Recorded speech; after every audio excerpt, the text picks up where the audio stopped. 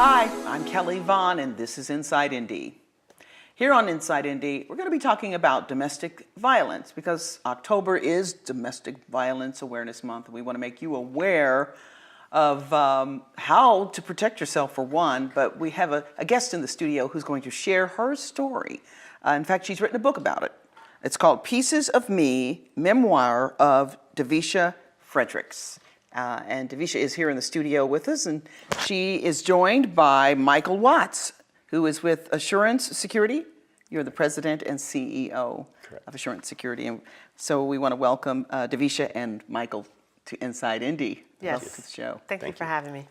Wow, whatever has happened to you, you've written a book about it. And what's so interesting is the cover. It's like the shattered glass and just surrounding your face. Yeah. So tell us about the cover and the book. So absolutely, the concept behind the cover is this, that you're getting pieces of me, but you're seeing the pieces broken. Everything around me was falling apart, as you can see in this book, in the story that I unravel. Everything is broken up, but me, I am still intact. So that's the concept behind that. Like, I still stayed with it, still went through it, and here I am today to tell my story. Okay, you said went through it. So what did you go through? And I know you don't want to give the whole the book away, because there's some stuff in here you're going to tell us that's in the book that you may not reveal here. But take us back to how this all began. So how this all began, I was about 15 years old. The guy that I write about in the book is 17 at the time. We started dating. We knew each other. I talk about that in the book too previously. So we just kind of met up at a party, like wasn't planned, but we saw each other, exchanged numbers, started dating. Is this in Indianapolis? Yes, this all happened in Indianapolis, Indiana. And so after that, I mean, it just kind of evolved from there. Like, we were all together happy. Next thing you know, it was all falling apart. And it wasn't anything. I think that I saw the signs. We always saw the signs, but there's always something else that blocks the signs. You know, there's the signs that are there, for instance, like number one sign that I tell people that was there, that I knew that his mom was in an abusive relationship as children. Like, I went to school with them as grade school, so I knew that. That his mom was in an abusive relationship? His dad abused his mom, so we knew that. And so that was a huge sign.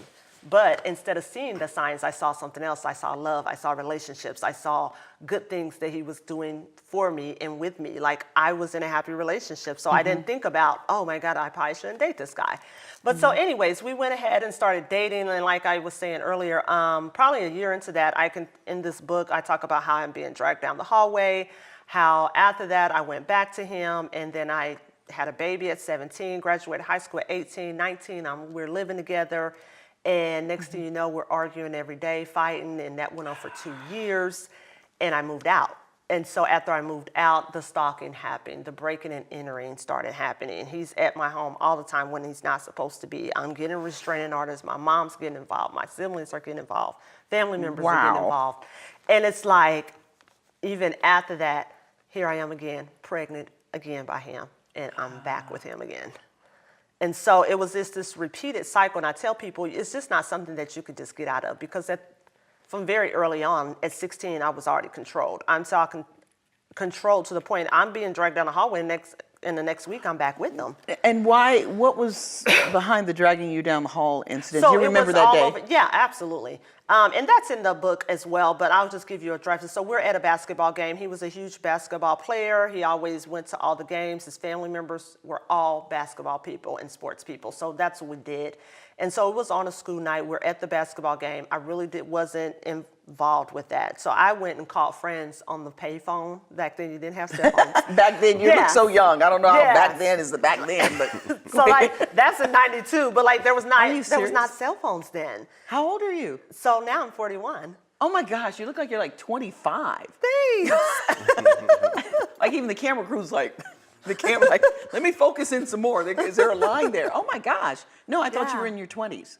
No. Okay, go ahead. So, that night I'm on the phone calling my friends. Nobody's answering. Well, I was really good friends with this guy at school. So we always talked, nothing more than that. I'm talking to him on the phone. We're talking about the teachers, what they had on, how they got on our nerves. We had several classes together. And so I'm talking to him on the phone, and I turn around, and there is my boyfriend. And he flipped out. he just took the phone, snatched it, started hollering and screaming at me, slammed me up against the wall. I'm taking off. Next thing you know, he pulls me by the jacket and dragging me down the hallway.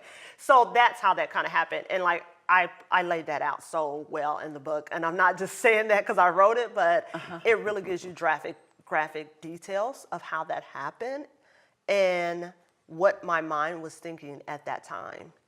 Like, it was just craziness. I didn't even have a thought of what to do or what not to do. Did you think he was trying to kill you? At that point, no. I was just scared because this was the very first incident I've ever had with him, and all I seen was love. Like, we were together everywhere. We went everywhere Like, together. so where we did this did everything. So come from? why is this happening? Like, what did I do wrong for him to do this? And that's what you're thinking when it's because you're like, what is going on? Why is he acting like this? And that's what I was thinking. And I'm like, what is going on? So what did he say? What's his logic? After that? Or during that? I mean, what Like, was he saying? at that point, he wasn't really saying anything. It was just like happening. All this is happening. And like I said, in the book, there's so much more that happened after that night. And it wasn't so much, it was like a verbal abuse, the conversation we had to have. At that time, he had a car. So, and where we were at, I was all the way on the other side of town. I didn't even know where I was at to get back home. And my mother did not drive. So like, I had to get in the car with him, like figure out, and he didn't want me to get in the car. He was not gonna let me in the car. Wow. Yeah.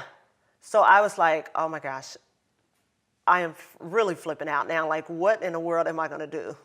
So like, I had to get in the car. I talk about that in the book. So like, yeah. Wow. Wow. So you figured out something at this point, that he's different. He's not the person who you thought he was. And, you know, and people watching this will say, well, once you saw that, why didn't you get out? Right. And so it really wasn't about getting out. In that point, in that moment, and what I want people to understand is listening and watching, your mind is not thinking get out. Your mind is thinking fear. You are terrified, because that's how I felt. I can't speak for any other woman that has been through this or man, but you think of fear. And you're scared and you're terrified, and that's not just something, you're trying to figure everything out, all these emotions going on. At 16, all these emotions going on, and I never had any violence in my home. So I had no idea. Yeah, and 16, yeah. Yeah, at 16, these just things you just don't think about. And at the time, in high school, I saw so much more things going on in relationships, so I didn't think that this was anything. I was like, okay, we're good here, because I'm not walking around with black eyes. I'm not walking around being abused. You know what I mean? So you saw other abuse. You saw other forms of abuse. And so like, the people that I might have hung around, or maybe in the realm of people that I saw, and I saw that going on, I just thought, oh my God, what is she doing?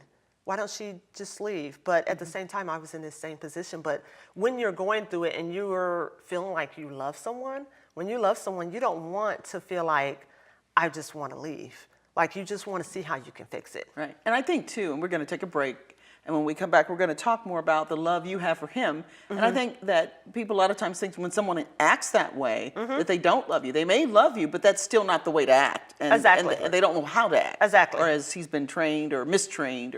So we'll talk about more of that, all right? All right. When we come back, and how to protect ourselves when we come back. Awesome.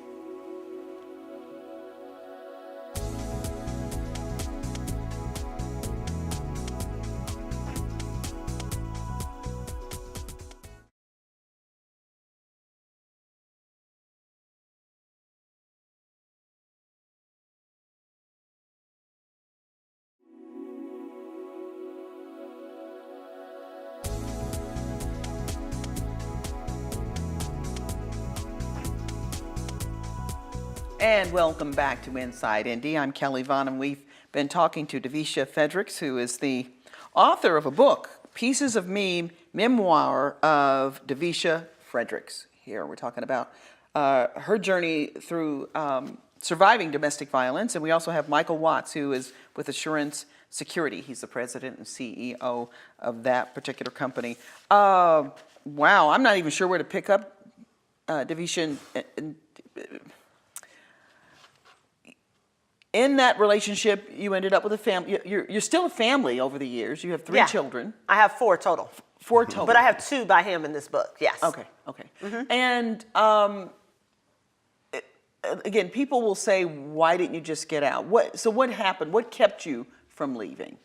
So, and that's like the number one thing. I do want to talk about that real quick. So you're asking me what kept me in that. What keeps people in relationships, first of all, is finances, the fear, the control, the children. Like those four things right there. It's hard to just up and leave when you have kids. It's hard to up and leave when you do not have money to go and nowhere to go. But see, I think they know that. They know that. It's a control. Right. That's it why you starts make... off as a control. Let me control this whole situation. Yeah. They know once they get that control over you, how can you go and you can have a full job, but there's so much control going on with the finances. There's so much control over mentally and emotionally that person doesn't even think about trying to really get to a point to say, hey, how can I get to this point to leaving? You know what I mean? But I think also people are always asking, why don't they just leave? And I want to tell people this.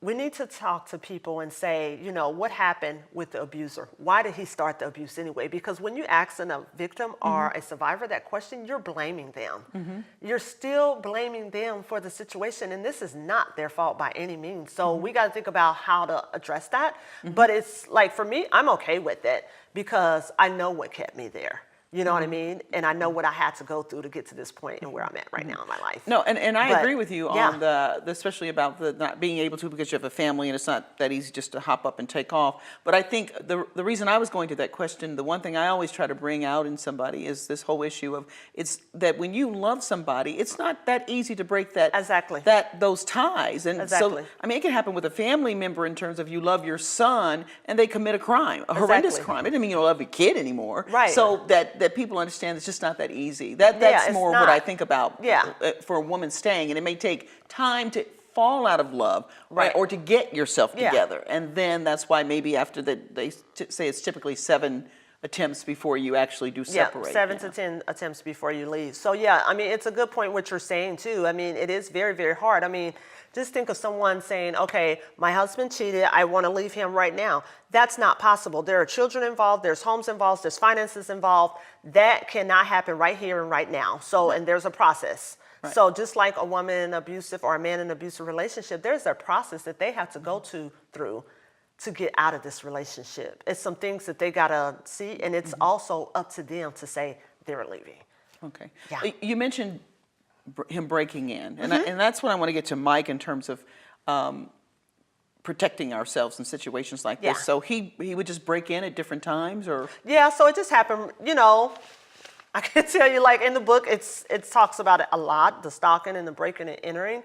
But so most of the times, like I know when someone's been in your house. And so like the first time it happened, I was terrified. Like I'm thinking someone has broken in, like, okay, how am I gonna keep my kids safe? Nope, this is not that type of situation. Such and such has been here. I know it was him. Like I see it already. He's here. He's been here. So that breaking and entering thing, you know, it's a thing that in domestic violence that you see a lot, especially with people getting stalked. They'll come into your home, come into your workplace, come into your kid's school, whatever, and violate that privacy, even if you have a protective order.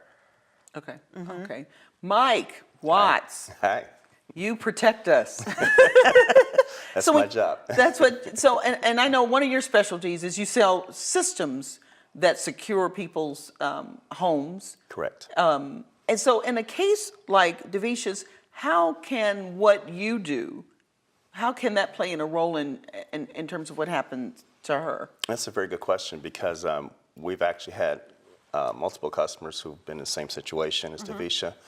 And we've sold them systems. And one reason that people don't tend to buy systems is because they think they're so expensive. And we've been able to work out programs that will get customers basic systems that will protect their home, will protect the entry levels. What we try to focus on, we come in and we do what's called a home analysis. Look at the home, and one of the things we look at is places where stalkers can actually hide. How can we eliminate those spots? What can we do to protect those? And then we set up systems that are designed to protect them. Not only just protect them, but because the purpose of an alarm system is kind of to deter people. If you have an alarm system, people usually won't break in, but in this situation, they probably will try to. So it's more than just breaking in. aspect of it because we have what's called a monitor system. The monitor system allows you to have someone watching you 24 hours, 7 days a week. The customers that we've set up, have expressed how comfortable they are, how better they're able to sleep because they know somebody's watching. Then there's a second aspect of it that involves cameras. And the cameras allow you that if something happens, that you can show images of the person and you can take those to the authorities and you can then prosecute. Oh, good point. So we've had customers that have done that too. But we start with the basic system that allows you to sleep a little bit more comfortably. If someone breaks in, then you're being monitored before you know the police are there. Okay. And at least you know. Yeah. If the alarm goes off, I can take some kind of, I don't want to wake up and somebody's standing over me. That's Right. the, Well, like the worst in nightmare. situation that she mentioned where, she's not at home and someone breaks in, well, our system will notify her that somebody's already broken in before she gets home. So she knows that, her home has been, there's been an intrusion into her home. The police have already come out. So there's a lot of things that the system will do to alert her that will help her stay safe. Okay. Okay. So how can people, because, I've never seen that in an ad, Right. for home security systems. They're like, well, I'm on the phone and somebody just broke in. No, they never showed the one like, my boyfriend just came in here Right. and he had a gun. Right, exactly, exactly. Yeah, that make you buy a security system real quick. So how does somebody get access to, and especially that when you can focus in on, we can hone in on situations like that? Well, first of all, call us. And we will come out and do a home analysis. We will talk to you about the system. Once the system's set up, there's several features within the system that allow you, let's say that the boyfriend breaks in and, he's crazy enough to break in. Or the and- girlfriend. Or girlfriend, Right, or exactly. girlfriend, because there are male abuse cases. But someone breaks in, there's safety features that you can use that will allow you to alert the police yourself. However, if your system's being monitored, they've already contacted the police. Our response time is very, very quick. So we're a top priority in terms of when we notify the police, they pay very close attention that we've notified them, and they're on it in a heartbeat. So Okay. that's the first step. Okay. Then we've got your information on the screen there. So if people want to contact Mike, we got just a minute left. I'm just going to give the floor to Davisha, your words, your advice to viewers. Yes, so I think that if you are in an abusive relationship and you are ready to leave that relationship, know that in Indiana, all around the United States, there are so many resources. I think that we don't have the knowledge of resources. In Indiana, you can call 211 anywhere in the state of Indiana for resources of help for that. Know that there is a way out. There is a purpose for you in your life, and that you are great.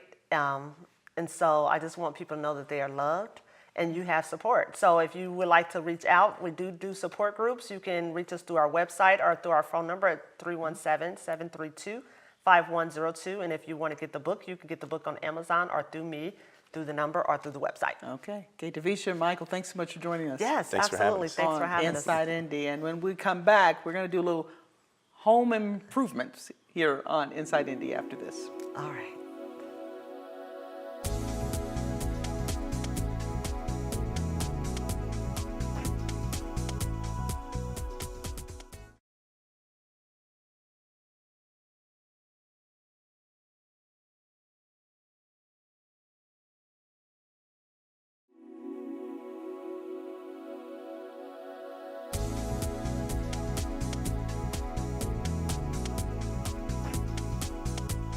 It's probably one of the most used rooms in your house, and sometimes it can be just downright ugly, right? We're talking about the bathroom. So what are some things that you can do out there to make your bathroom beautiful? Here to share with us some ideas and tips and tricks is the host of today's Homeowner TV and Radio. It's Danny Lipford. Hi, Danny. Hello, good morning. Glad to be with you. Great having you here. Your team, you just finished up an amazing bathroom makeover. Tell us about it, please. Hey, I'm anxious to show you this bathroom renovation that really did turn out well, but let me show you what we started with to make you really appreciate it. We started with a 35-year-old bathroom. It had stained cabinets, and right in the middle of the room had a very large linen cabinet that just really took up a lot of the space. We removed all of that, and just a few days later, 3.5 days, look what we have now. Wow, that's amazing. So take us step by step. What was involved in this facelift? Well, first thing we did is remove that big, large cabinet. I was glad to get it out of here. We brought our plumbers in to convert from 1 sink to 2 sinks with the plumbing in the walls, and then we installed a new floor, new cabinet, new countertop. But one of the focal points in this bathroom and in most bathrooms are the faucets. These are faucets from Dan's by Gerber, and while we had the top off and out in the garage, we installed all of these, then brought them in. And what's really cool about this is the middle of the road. This is a real sweet spot in purchasing plumbing fixtures. Instead of going with the most expensive, which I don't recommend, and certainly I don't recommend going with the cheapest one, this is right where you need to go. And this is polished chrome. It's also available in brushed nickel and satin black, and it also is water scent certified, so you're not using any more water than you have to. And the style on this, I think, is pretty cool, the way they've done that. It's a nice soft look with kind of some edgy handles here. I really like the way these things turn out, and plumbers love these as well. Yeah, and they really do set the tone and the feel of a room. It's just it's amazing how fixtures can make or break you, your bathroom. So, Absolutely. what are some? Exactly. What about flooring options? Well, there's a number of different flooring options out there, and a lot of people go with luxury vinyl tile, which is a pretty good way to go. But I still like ceramic, especially in a bathroom of this level. And what we installed here was a ceramic. Now, it looks like an expensive white Carrara marble, but actually this entire floor only cost $100 in materials. And one of the big questions we get is, can you put tile on top of tile? Absolutely. We did it here by just putting a little floor leveling compound down, allowed it to dry about an hour. The homeowners helped us install the floor, and it just turned out just perfect. Now, while we were doing the floor, of course, we removed the toilet. While the toilet was out, the homeowner made me aware that there was some water leaking from the tank into the bowl, which uses hundreds of gallons of water a week. So what we did, and we surprised him by rebuilding all of the inside of the toilet, and it only cost $20. It's a kit called Performax from Fluid Master. Only $20. We replaced everything there, even the handle, and he was amazed that it only took just a few minutes to do. Now, you don't have to remove the toilet to do that, so if yours is leaking, all you have to do is turn the water supply off, replace everything there, and you'll save a lot of money by not having that water leaking all the time. Okay, and saving money is like the utmost importance. So, anything else you want to share with us about this makeover and where we can get information, more information on having such a project done? Absolutely. Well, one of the things that a lot of people just can't stand is their exhaust fan, because they're usually so loud. But there's actually repair kits that you can remove just the inside part of it, unplug it, a couple screws, and drop that fan down and put the new kit right in, less than 5 minutes. Now this one is 50% quieter and 30% more effective in getting that moist, wet air out of here. And we've got all these tips outlined for you on our website at todayshomeowner.com. All right, sounds good to me. Danny Lipford, today's Homeowner TV and Radio. Thanks so much for sharing this gorgeous makeover. You've inspired me, I know that. Well, thanks a lot for having me. I appreciate it. Thank you.